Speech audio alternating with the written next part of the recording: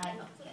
で、患者さんよくあるのが、右利きの人はここで、かかとが2番、3番が、かかとが先に踏みますよね。で、持ち替えます。で、ここで抜けるんですね。右2番が当たり損ねるんで、かかとまでしっかり合わせてください。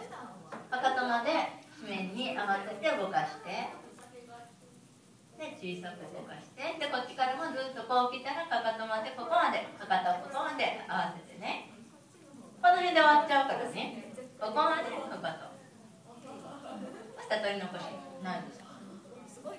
何気にやってるのはやりやすい方にやってるんで、そこをちょっとここまで振ってくださいね。ここまでかかとを意識して、それだけで今まで当たらなかったところが当たります。